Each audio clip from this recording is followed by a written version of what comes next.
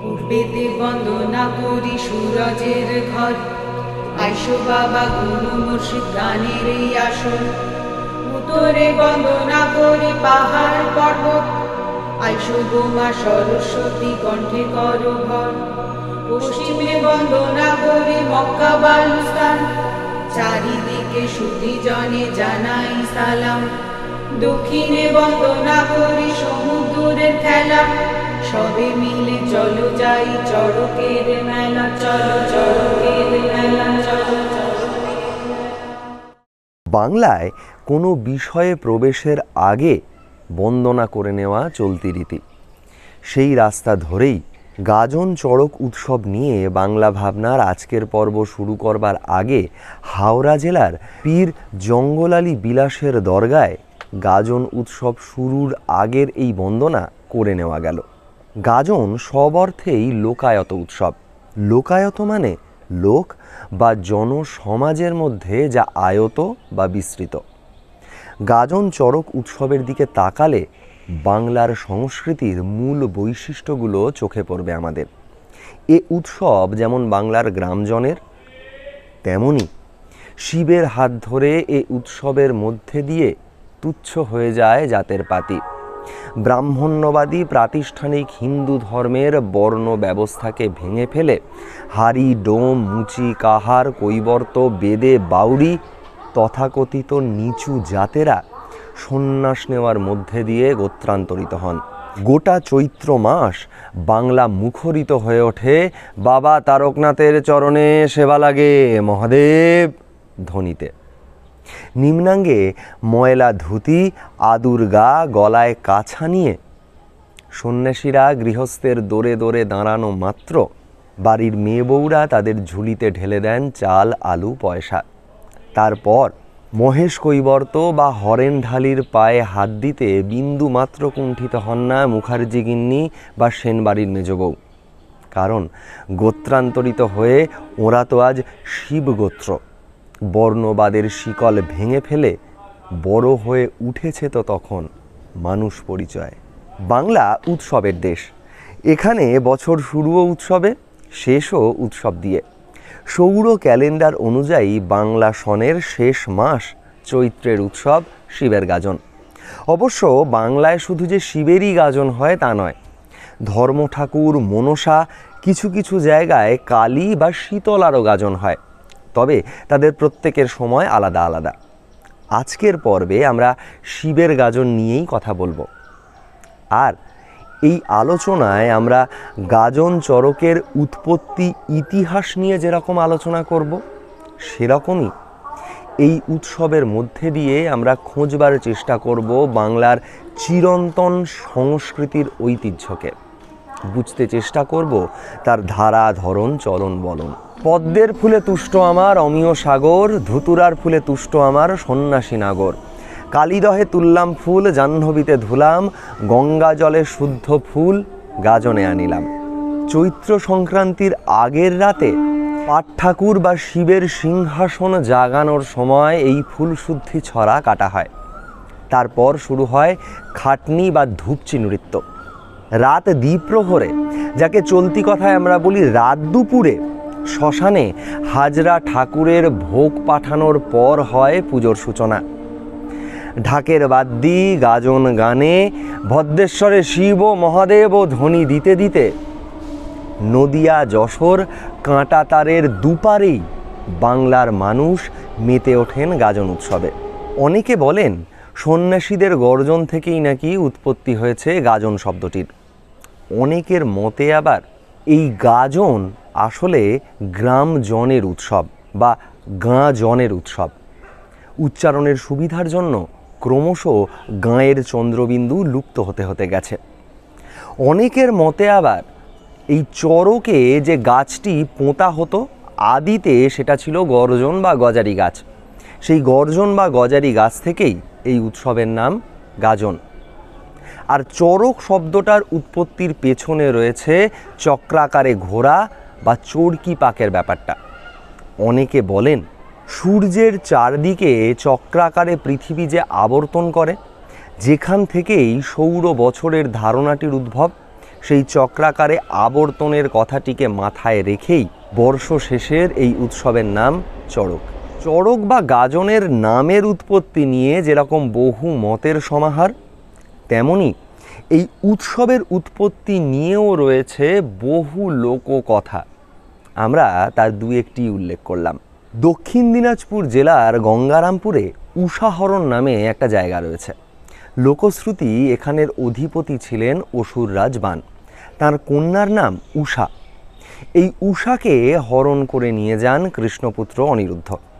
ফলশ্রুতিতে অসুররাজ বান আর কৃষ্ণর মধ্যে শুরু হলো যুদ্ধ। অনার্য বান যুদ্ধে জয়লাভের জন্য তপস্যা শুরু করলেন আরাধ্য শিবের। প্রথমে না খেয়ে না ঘুমিয়ে নির্জন এক পাহাড়ে গিয়ে শুরু হলো বানের কঠোর তপস্যা। শিব দেখা দিলেন না। বান এবার একটা গাছে হেঁটমুণ্ড ঊর্ধ্বপদ হয়ে ঝুলতে শুরু করলেন। ফল মিলল না তাতেও। নাছোড়বান্দা বান এবার তীর, বল্লম প্রভৃতি দিয়ে নিজের শরীরের নানা জায়গা ফুঁড়তে শুরু করলেন। আরাধ্য তাতেও দেখা দিলেন না। বান এরপর পাহাড়ের ওপর থেকে নিচের কাঁটা ঝোপের ওপর লাফিয়ে পড়তে শুরু করলেন। কার্যসিদ্ধি হলো না তাতেও। বান ভাবলেন, আরাধ্য যদি দেখা না দেন তাহলে বান নিজের জীবনটাই পরিত্যাগ করবেন। মরিয়া বান পাহাড়ের নিচে গেঁথে দিলেন তার সমস্ত সূচিমুখ অস্ত্র। আরাধ্য যদি দেখা না দেন তাহলে এই পাহাড়ের ওপর থেকে ঝাঁপিয়ে পড়েই প্রাণ ত্যাগ করবেন তিনি। যেমন ভাবা তেমন কাজ। কিন্তু আরাধ্যর আশীর্বাদে বানের কিচ্ছুটি হলো না। পণ্ডিতরা বলেন, বান রাজার তপস্যায় এই আচরণগুলি সন্ন্যাসীরা গাজনে অনুসরণ করেন। কাঁটা ঝাঁপ বা বান ফোঁড়া এগুলো এই লোককথারই অনুষঙ্গ। অনেকে আবার এই উৎসব উপলক্ষে একটি পৌরাণিক কাহিনীর কথা বলেন। তাঁদের মতে চৈত্র মাস শিব পার্বতীর বিয়ের মাস, আর এই বিয়েতে বরযাত্রী হিসেবে শিবের সাঙ্গপাঙ্গদের আনন্দ ঘন উল্লাসধ্বনি গর্জনের সমতুল।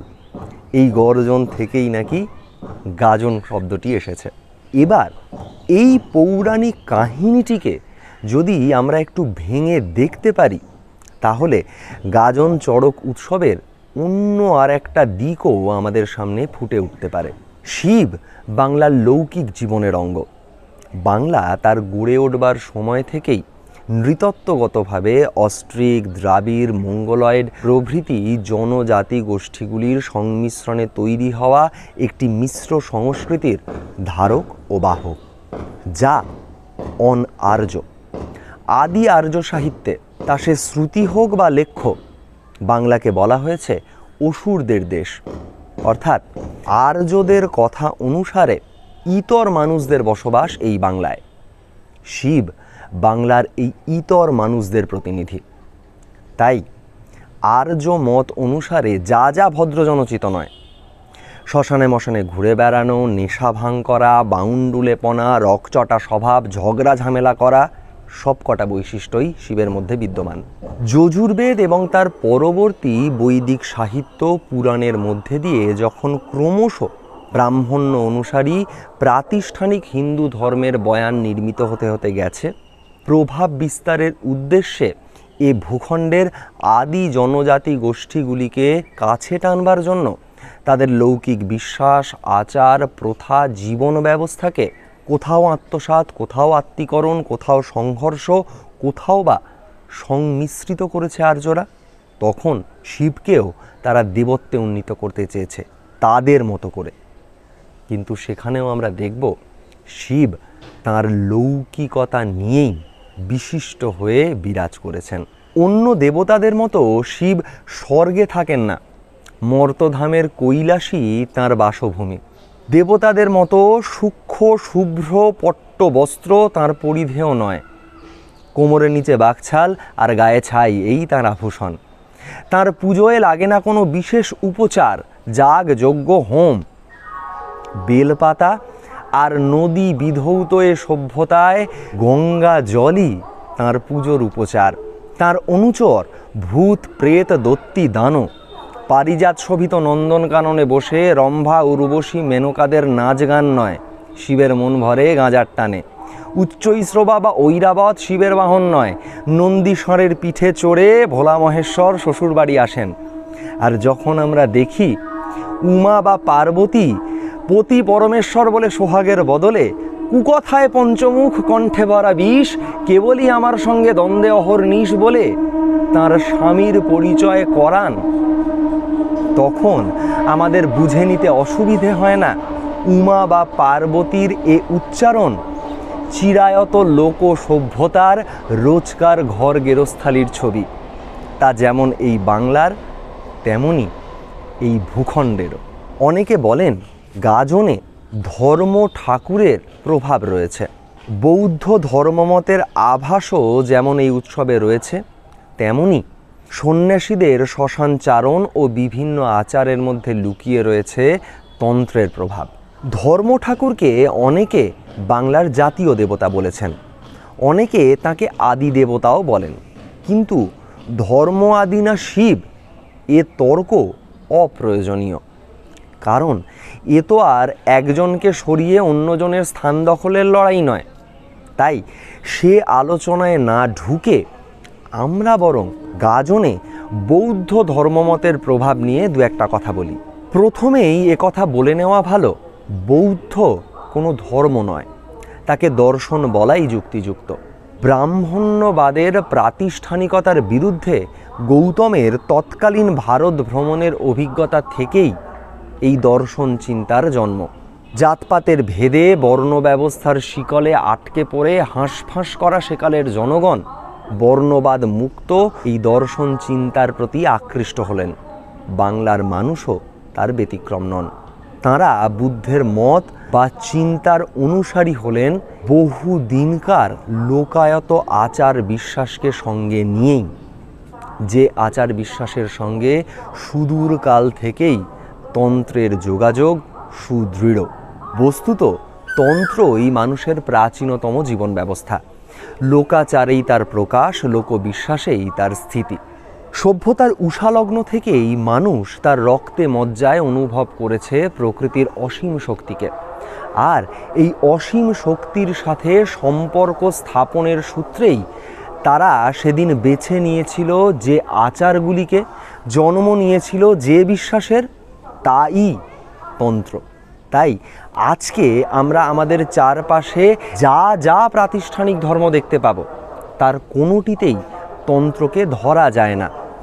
এতই বিশাল, বিস্তৃত ও ব্যাপ্ত এই জীবন ব্যবস্থা।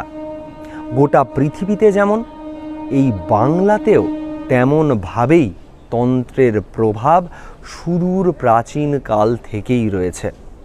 তাই বৌদ্ধ দর্শন চিন্তা হোক বা ব্রাহ্মণ্যবাদী প্রাতিষ্ঠানিক হিন্দু ধর্ম বা সুফি প্রভাবিত ইসলাম, বাংলায় যে মতেরই প্রসার হয়েছে তারা কেউই তন্ত্রের প্রভাব এড়াতে পারেনি। শিবও এই তন্ত্রাচারী দেবতা ভাবনারই অংশ। মানুষের প্রতিনিধি শিব আর প্রকৃতির প্রতিনিধি মহাশক্তির মিলন আসলে মানুষ আর প্রকৃতির মেলবন্ধনের আখ্যান। তন্ত্র সেই মেলবন্ধনের সাধন মার্গ। গাজনে শ্মশান বোলান, মরার খুলি হাতে সন্ন্যাসীদের নৃত্য প্রকরণ, হাজরা ঠাকুরের ভোগ নিবেদন, সংসেজে ভূতপ্রেতের নাচ, সে কারণেই তান্ত্রিক আচারের সঙ্গে সম্পৃক্ত। গাজনে তাই তন্ত্রের প্রভাব সুস্পষ্ট। গাজন তাই প্রচলিত বর্ণ ব্যবস্থায় যারা নিচু জাত তাঁদের উৎসব। পুজো বা উৎসবের কথা বললেই আমাদের সামনে যে পুরোহিত বা ব্রাহ্মণদের ছবি ভেসে ওঠে, গাজন চড়ক উৎসবে তাদের কোনো জায়গা নেই। গাজনে যেসব জায়গায় ব্রাহ্মণ লাগে তারাও আসলে গাজুনে বামুন, উচ্চ শ্রেণীর ব্রাহ্মণদের কাছে যারা অপাঙ্ক্তেয়।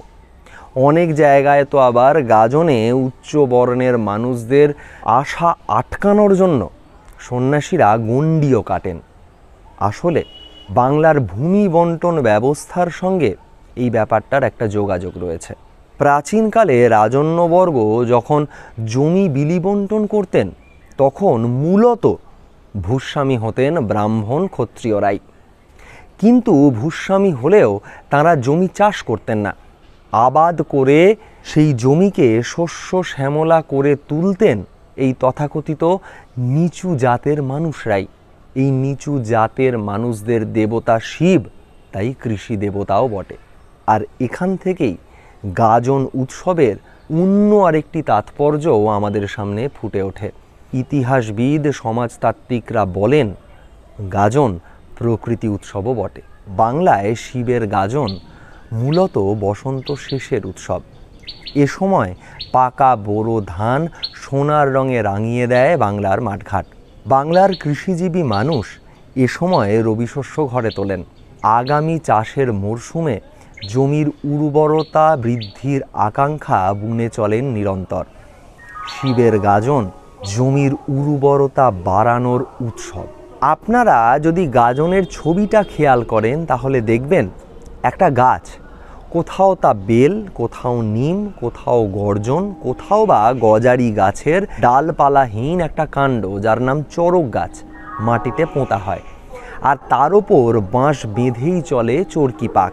শিবের লিঙ্গরূপ চড়ক গাছটি প্রবেশ করে প্রকৃতিরূপ মাটিতে। মানুষের প্রতিনিধি শিব আর মহাপ্রকৃতির প্রতিনিধি মাটির মিলনে তৈরি হয় সৃষ্টির আনন্দযজ্ঞ। সৃষ্টি সুখের উল্লাসে মেতে ওঠেন বাংলার সমস্ত জন। আনন্দযজ্ঞে ঘুচে যায় বর্ণভেদ, ধর্মভেদও। বাংলায় বিভিন্ন জায়গায় এই উৎসবের বিভিন্ন নাম। রাঢ় বাংলায় যা গাজন, মুর্শিদাবাদে তার নাম বোলান, মালদায় গম্ভীরা। রাঢ় বাংলায় চৈত্র মাস জুড়ে সন্ন্যাস নেবার পর চৈত্র সংক্রান্তির 10-12 দিন আগে শিবকে জাগানোর জন্য শুরু হয় ধামাল। চৈত্র সংক্রান্তির আগের 4 দিন ধরে চলে উৎসব। প্রথম দিনটিকে কোথাও বলা হয় ফলার, দ্বিতীয় দিনের নাম জাগরণ, তৃতীয় দিনের নাম ভক্ত ঘুরা বা ভক্ত নাচ, আর চতুর্থ দিন তেল হলদা। মালদায় এই উৎসব আচারের থেকে অনেক বেশি গান নির্ভর। ফাল্গুনের শেষ থেকেই গম্ভীরার দল সং সেজে ঘুরে বেড়ায় এক জায়গা থেকে অন্য জায়গায়, গ্রাম থেকে গ্রামান্তরে। শিবকে কখনো তাঁরা জামাই বলেন, কখনো ডাকেন নানা বলে। হতদরিদ্র মানুষগুলো আরাধ্যর কাছে তাঁদের নুন আনতে পান্তা ফুরোনোর হাঁড়ির হালের কথা নিবেদন করেন। একটা গম্ভীরা গানের উদাহরণ দিয়ে শুনুন। হায় রে আল্লাহ কি হলো, হিন্দু মুসলিম দুই মোলো, দেখছি জাতিয়ারি জাতিয়ারি করিয়া দাঙ্গা, হাঙ্গামায় পোলো। মুসলিম কোহছে হাম বাড়া, হিন্দু দেয় না কো সারা। ভোলা তোমার দেশে একুন ভেসে দোটানা ভাব দাঁড়ালো। ভোলা তুমি মুসলমানের আদব, হিন্দুর শিব শিব বোম বোম। হামরা দুও ভাইয়ে কর্তুক পূজা, মানঠত কি মজা ছিল। আজ গোটা বাংলাকে আবার দাঁড় করানো হয়েছে সাম্প্রদায়িক বিদ্বেষ বোমা স্তূপের ওপর। রাজনীতির কারবারিরা ধর্মের জিগির তুলে ভাগ করতে চাইছে আমাদের। এই সময়ে দাঁড়িয়ে গাজন উৎসবের ইতিহাস সংস্কৃতি অনুসন্ধান করবার মধ্যে দিয়ে ভেদভাব বর্জিত অসাম্প্রদায়িক বাংলার ইতিবাচক ঐতিহ্যকে খোঁজবার যে সামান্য চেষ্টা চালালাম, আসুন না সবাই মিলে সেই চেষ্টাকে সার্বিক করে তুলি। পথ হাঁটি ধর্ম বর্ণের ভেদভাব মুক্ত চিরায়ত বাংলার ঐতিহ্য সংস্কৃতি পুনরাবিষ্কারের রাস্তায়। বিদ্বেষ ঘৃণা ভেদাভেদ হিংসা মুক্ত আগামীর সমসমাজের সে সফরে রসদ হিসেবে তো রয়েছে গম্ভীরা গান বা গাজীর বন্দনা। ভালো থাকবেন। বাংলা ভাবনা।